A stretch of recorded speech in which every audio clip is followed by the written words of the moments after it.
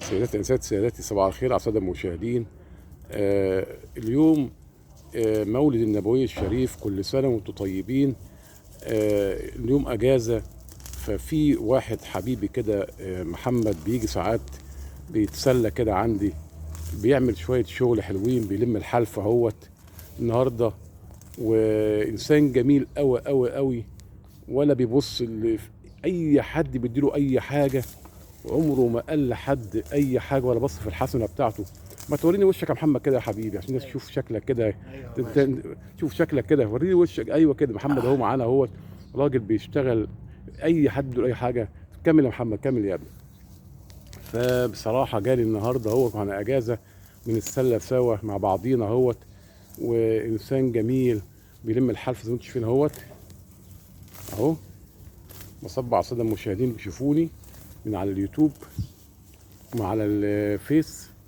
يا ريت اللي بيشوفونا يعملوا لايك لمحمد ولينا، عشان الناس تشوف الناس اللي بتتعب وبتعرق اهيت. الناس فعلا اللي عايز يشتغل بيشتغل. والله يا جماعه اهو، شفتوا؟ اي حد من صديقي بيتفرج ولو عايز محمد ده يشتغل عنده ما بيقولش لا، بس في محيط المكان اللي احنا فيه اللي يشوفني. عشان خاطر محمد ده بصراحه احنا لازم بنساعده وبنساعد الناس اللي هم بيعملوا بعرق جبينهم، غير بقى الناس اللي بتتسول. في فرق شاسع. انا ساعات بشوف ناس بيعدوا عليا كتير ما شاء الله لابسين حلو قوي وبيمدوا ايديهم، ده ما يعملوه زي محمد كده ويشتغلوا بعرق جبينهم كده، والناس تحبهم والناس تجيبهم. مش احسن يا جماعه؟ ولا انا غلطان في الكلام ده يا محمد؟ صح تمام يا باشا. اهو ما شاء الله. بص بيعمل ايه. النجيله اهيت، النجيله والعده بتاعته والعده بتاعته. شجر الليمون اهوت اهو. اليوم عندنا شويه شغل كده في الحلفه دي. حتى انا قلت له النعناع ده، في نعناع هنا اهو. النجيله خيشت عليه، وده روزماري اهو. روزماري جميل قوي قوي. ودي بشمله. بص يا محمد، في ايه؟ عايز حاجه قول لي. لا تمام يا باشا. اه الاخر اهو. ده ماشي. طيب لك نفسك في حاجه عايزها قول لي. الله يخليك يا باشا اي اهو. حاجه. انت النهارده ايه مع بعضينا؟ ماشي. الله ينور عليك يا ابني. شربت ميه ولا ما شربتش؟ شربت الحمد لله يا باشا. عشان تفضل اجيبها لك تاني. ده ريحان اهوت اللي انتوا شايفين اهو. ده المكان بتاعي اللي يقطم فيه الفيلسوف اهو.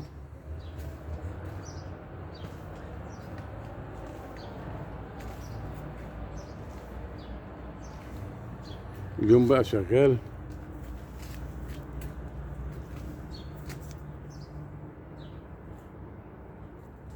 صب على الساده المشاهدين بيشوفوني من على اليوتيوب وعلى الفيس.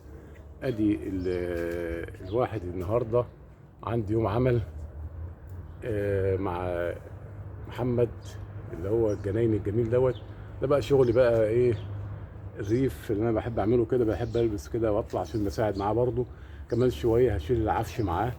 مش بس أنا بقول يعني ايه خلاص بقى هو، لا انا بساعد، بحب اساعد مع الناس اللي هم العمال، بحيث برضه ايه بحب اعمل رياضه كده، يعني ايه ان انا ايه اشتغل مع الناس كده في الجنين. وبقول للناس النهارده المولد النبوي الشريف، عاد الله علينا وعليكم بالخير والمنه والبركات. الناس تحاول تجبر بخاطر الناس. بصب على كل اللي بيشوفوني من على اليوتيوب او على الفيس. بقول لهم اجبروا الخواطر. بصب على اصدقائي واصحابي واخواتي، ربنا يبارك فيهم وعلى احفادي وعلى اولادي. هذا اليوم المبارك الجميل دوت، يشفي مرضانا ويرحم موتانا. وكل اصدقائي الحلوين بصب عليهم من هذه القناه بتاعتي الجميله دي. واللي يشوفني يعمل لايك ويفعل زر الجرس عشان كل الناس تشوف الحاجات الحلوه ديت.